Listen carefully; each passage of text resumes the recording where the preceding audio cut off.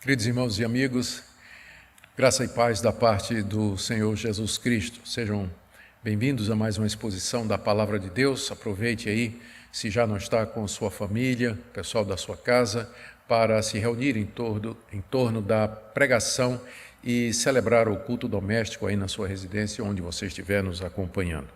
Hoje nós falaremos em Hebreus, capítulo 12, de 4 a 11, a disciplina de Deus.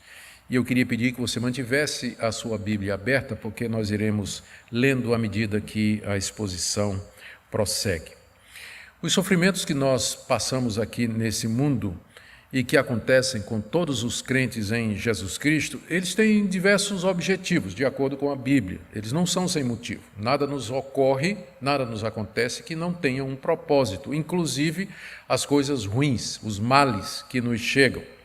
A Bíblia nos fala de alguns objetivos que Deus tem quando isso acontece conosco. Por exemplo, desapegar o nosso coração dos bens materiais, fazer-nos ansiar e desejar mais o mundo vindouro, o mundo futuro, nos manter humildes e dependentes de Deus, porque estes sofrimentos mostram o quanto nós somos frágeis e quão Deus é poderoso, e finalmente fazer com que nós demos ao mundo um testemunho de paz e mansidão em Cristo Jesus, mesmo debaixo do mais intenso sofrimento. Provavelmente, de todos os propósitos que a Bíblia apresenta para o sofrimento do cristão, é aquele que Deus tem de, com o sofrimento, nos corrigir de erros de caráter, de conduta e de crença. Não quer dizer que, e aqui eu quero que você preste atenção, isso não quer dizer que todo sofrimento que nos acontece, ele é decorrente do castigo de Deus por um pecado específico. O que eu quero dizer é que frequentemente o sofrimento é usado por Deus com o fim de nos corrigir o caráter, de fazer-nos crescer, de desenvolver em nós uma fé robusta, uma fé verdadeira e outros propósitos que nós já mencionamos aqui. A Bíblia, quando trata disso, usa diversas figuras. Talvez a mais conhecida é aquela usada pelo apóstolo Pedro, logo no início da sua carta, em que ele compara os sofrimentos a uma fornalha, e uma fornalha com fogo ardente, muito quente mesmo, que tem como objetivo purificar o metal e deixá-lo limpo de excrescências ou de acréscimos de material impuro. Assim, os sofrimentos, à semelhança de uma fornalha, eles testam, eles provam, eles purificam a nossa fé, separando-a de elementos estranhos, de dúvidas, de incredulidades, de conceitos errados. Mas aqui o autor da carta aos Hebreus, no texto que nós temos diante de nós e que nós vamos ler, à medida que prosseguimos com a exposição, ele usa uma outra figura. Ele usa a figura de um pai amoroso que castiga seu filho com o objetivo de corrigi-lo e, dessa forma, fazê-lo crescer, em outras palavras, querendo o seu bem, querendo o melhor para o seu filho, muito embora o filho, ao ser disciplinado, ao ser corrigido, certamente não vê aquilo ali como uma coisa boa. Mas o pai amoroso, sábio, que conhece mais do que o filho, ele sabe que é necessário corrigir algumas coisas e a disciplina vem com o objetivo de que isso aconteça. Em outras palavras, os leitores da carta aos Hebreus deveriam ver as perseguições que eles estavam passando como sendo correções do Pai Celestial, porque essa era a situação deles. Eles estavam sendo perseguidos por causa de Cristo. Essa perseguição incluía assédio, intimidações, ameaças e prisões que os faziam pensar a voltar atrás. Como o nome da carta indica, esses leitores eram hebreus, eles eram judeus que haviam se convertido a Jesus Cristo e que, por conta disso, estavam sofrendo a perseguição dos seus patrícios, perseguição dos sinédrios, das sinagogas e mesmo de familiares que não se conformavam com o fato de que eles haviam aceitado Jesus Cristo como sendo o Messias prometido. Era necessário que esses cristãos entendessem que Deus permitia que eles passassem por esses sofrimentos como sendo uma forma de purificá-los, de fortalecê-los, e assim eles pudessem tomar as atitudes corretas. O autor de Hebreus escreveu essa carta com o objetivo de encorajá-los a fugir dessa tentação da apostasia. E uma das estratégias do autor de Hebreus é dizer que os sofrimentos deveriam ser vistos como a disciplina de um pai amoroso e que eles deveriam se submeter e não desanimar diante do que estava acontecendo. O autor, então, do texto que nós acabamos de ler, ele coloca 5 esclarecimentos a respeito dos sofrimentos que os seus leitores queridos estavam passando. O primeiro era esse, que ainda não estava tão ruim quanto poderia ser.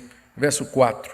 Na luta contra o pecado, vocês ainda não resistiram até o sangue. Eles estavam engajados numa luta. E a luta era o pecado, especialmente o pecado da incredulidade e o pecado da apostasia, de negar a Jesus Cristo e voltar atrás. E era uma luta intensa. A palavra luta aqui é a tradução da palavra grega agonizomai, que em nosso português ela é passada com o verbo agonizar, que significa um esforço muito intenso, que provoca agonia. Essa é a palavra que é usada aqui no verso 4. Na luta agonizante de vocês, na luta profunda de vocês contra o pecado. O nosso autor diz que, apesar de ser uma agonia, uma luta agonizante, ainda não havia chegado ao clímax, ou seja, ainda não era tão ruim quanto poderia ser, porque eles não tinham ainda derramado sangue. Na luta contra o pecado, vocês ainda não resistiram até o sangue, ou seja, vocês não resistiram às perseguições a ponto de selar com sangue a fé de vocês, o sangue de vocês, pela morte por serem discípulos de Jesus Cristo. Eles não haviam derramado ainda sangue por amor a Deus e a Cristo, como os heróis da fé que são mencionados aqui no capítulo anterior, ou mesmo como o próprio Jesus, que é mencionado aqui no início do capítulo 12, que sofreram, que morreram, derramaram o seu sangue por obedecer a Deus. Eles ainda não haviam chegado a esse ponto. Por mais intensa que fosse a luta debaixo das perseguições, a luta contra o pecado da incredulidade e da apostasia ainda não era a hora de desistir, porque ainda não era tão ruim quanto poderia ser. Eu queria que você pensasse nisso, que nos nossos sofrimentos nós geralmente pensamos, não pode ficar pior, sempre pode ficar pior, sempre pode. Por isso não é momento de desistir. Você pode reclamar, você pode lamentar diante de Deus, é perfeitamente válido, mas desanimar, jogar a toalha, voltar as costas para Deus e ir embora, isso nem pensar, você ainda não resistiu até o sangue. O segundo esclarecimento que o nosso autor dá aqui com relação aos sofrimentos é que o sofrimento ele é a disciplina paternal de Deus para com os seus filhos, e era assim que os sofrimentos deveriam ser vistos. Isso aí está nos versos 5 a 6. Como judeus, os seus leitores conheciam bem o Antigo Testamento. E lá estava escrito que Deus castiga e corrige os seus filhos a quem ama. Aqui há uma citação do livro de Provérbios, capítulo 3, versos 11 e 12. E é em torno dessa passagem que o nosso autor escreve esses 2 versículos aqui que eu vou ler em seguida. Vocês se esqueceram da exortação, aquela de Provérbios, que lhes é dirigida como filhos. Filho meu, não despreze a correção que vem do Senhor, nem desanime quando você é repreendido por ele, porque o Senhor corrige a quem ama e castiga todo filho a quem aceita. Ou seja, Deus castiga e Deus corrige os filhos a quem ele aceita. Por esse motivo, os cristãos que estavam sofrendo deveriam ter 3 atitudes. Primeiro, não esquecer disso. Veja como começa. Vocês já se esqueceram do que está escrito no Antigo Testamento de que Deus castiga seus filhos e corrige seus filhos. Então, nunca se esqueça disso, que isso não é Deus com raiva de você, mas isso é Deus corrigindo você para o seu bem. Segundo, não despreze essa exortação de Deus. Filho meu, não despreze a correção que vem do Senhor. Desprezar aqui seria endurecer o coração, seria blasfemar contra Deus ou culpar a Deus, enfim, não aceitar aquela correção que Deus está fazendo. Terceira recomendação, não desanime debaixo da correção de Deus quando você for repreendido, corrigido Final do verso 5. Não desanime quando você é repreendido por Deus. A causa que é dada aqui no verso 6 é essa: porque o Senhor corrige a quem ama e castiga todo filho a quem aceita. Aqui é um ponto muito interessante, porque as pessoas pensam que ao serem aceitas por Deus como seus filhos, então elas vão entrar num período de grande paz, de prosperidade, onde sofrimentos não haverão, doenças não virão, pobreza jamais haverá, perseguições nem pensar. Contudo, a Bíblia nos ensina o contrário, que Deus corrige a quem ama, porque Deus nos ama, Ele nos corrige, e Ele castiga todo filho a que aceita. Por que Ele faz isso? Exatamente porque Ele nos ama, porque Ele quer o melhor para nós, porque Deus está preocupado conosco. Ele pode tirar a nossa saúde, Ele pode tirar a nossa segurança financeira, Ele pode tirar a nossa esperança aqui nesse mundo e nos fazer voltar para Ele, porque é isso que é o melhor para nós. É isso que o livro de Provérbios ensina e é isso que o autor de Hebreus quer que os seus leitores se lembrem, que está escrito isso, que faz parte do processo de ser filho de Deus, a correção que vem dele, e essa correção geralmente é feita através de sofrimentos, de flagelos aqui nesse mundo. O terceiro esclarecimento que nosso autor dá aqui, com relação aos sofrimentos, é que eles, na verdade, provam que nós somos filhos de Deus. Versos 7 e 8. Deixe-me ler para vocês. É para a disciplina que vocês perseveram. Deus os trata como filhos. E qual é o filho a quem o pai não corrige? Mas se estão sem essa correção, da qual todos se tornaram participantes, então vocês são bastardos e não filhos. A disciplina aqui mencionada no verso 7 é o alvo da correção de Deus. É para a disciplina que vocês perseveram, ou seja, é para que vocês se tornem pessoas disciplinadas, que vocês devem perseverar e aguentar essa correção que vem de Deus. Esse é o alvo de Deus, que você tenha uma vida disciplinada, que é uma vida cristã equilibrada, madura, controlada, cheia do fruto do Espírito. E por que Deus faz isso conosco? Exatamente porque nós somos seus filhos. Naquela época, filhos ilegítimos, eles eram sustentados pelos seus pais, mas não eram treinados e disciplinados.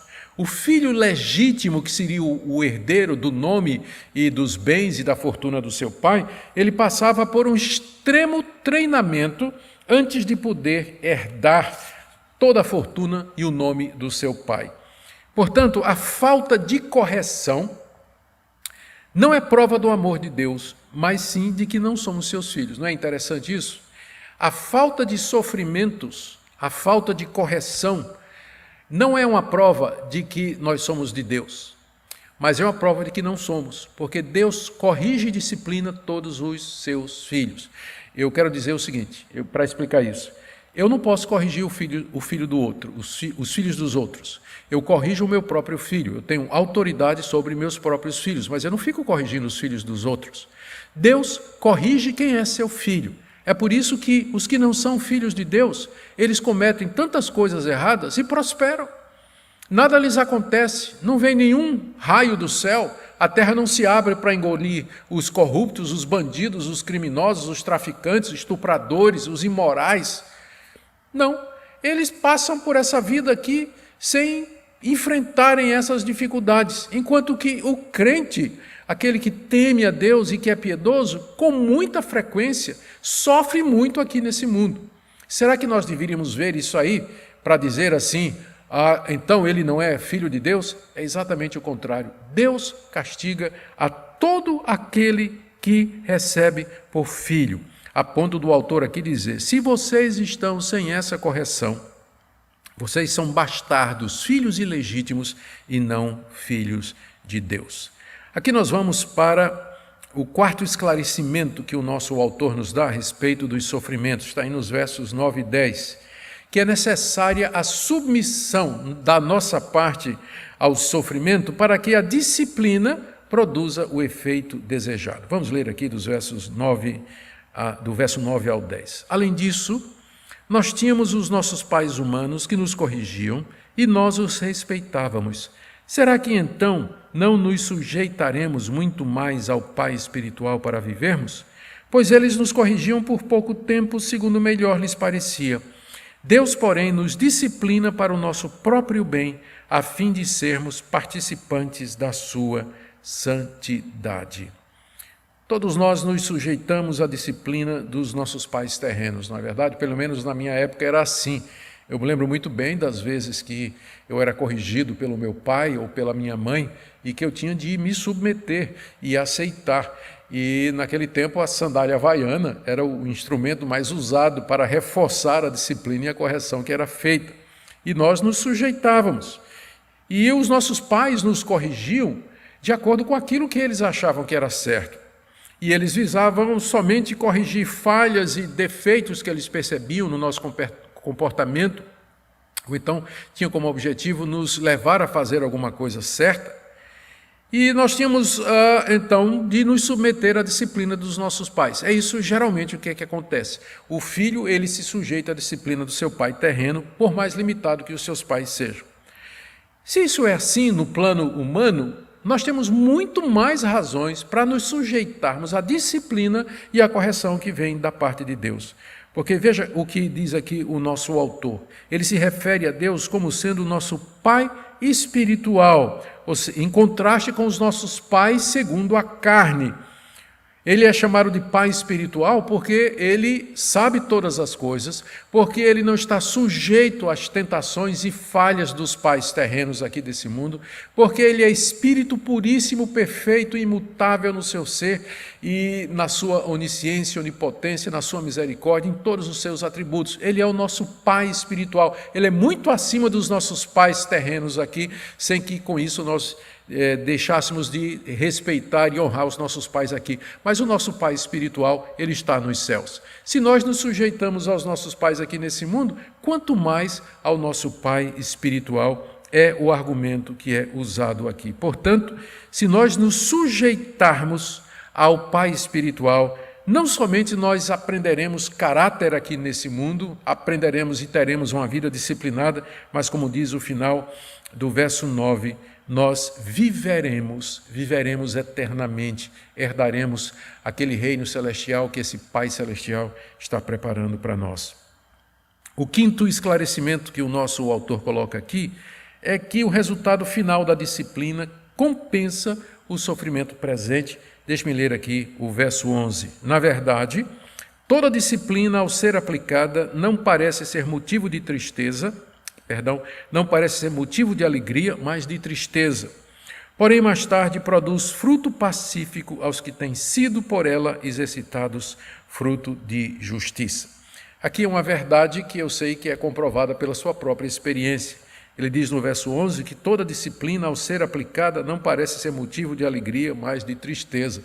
Exatamente. Quando a gente está debaixo da vara, a gente não sente alegria, a gente se entristece de vergonha, se entristece de dor, se entristece pelo que está passando ali, se entristece de arrependimento por ter falhado e agora nós estamos sendo corrigidos.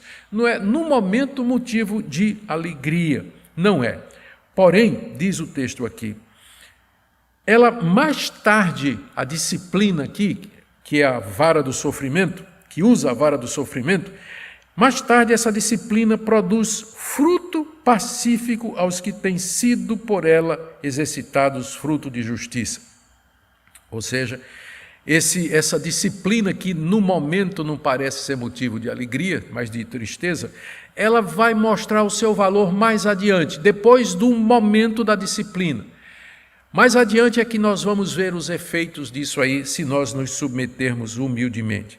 Diz que haverá um fruto pacífico de justiça, ou seja, haverão obras ou haverá ações ou resultados na nossa vida que serão pacíficos. A referência é provavelmente a fruto do Espírito Santo que opera em nós, alegria, longanimidade, domínio próprio, mansidão, retidão, enfim, toda essa série de virtudes que Deus deseja de nós. Mas estas coisas se conseguem através da disciplina de Deus em nós, é através da correção, que no momento parece ser só motivo de tristeza, que estas coisas serão produzidas mais adiante. Por isso nós não devemos desanimar. Aqui a palavra exercitado é a palavra de onde vem a nossa palavra em português, ginástica, e que significa um treinamento intenso. A disciplina nos exercita, ela exige de nós o exercício, como de um ginasta, o exercício dos músculos espirituais, e isso depois haverá de produzir bom fruto. Eu quero então caminhar para o final aqui, tentando fazer uma recuperação, aliás, um resumo, uma recuperação dos pontos principais que foram ditos aqui, resumi-los da seguinte maneira. Os leitores dessa carta estavam passando por intensos sofrimentos causados pela perseguição dos seus patrícios, e eles estavam tentados a voltar atrás e desanimar.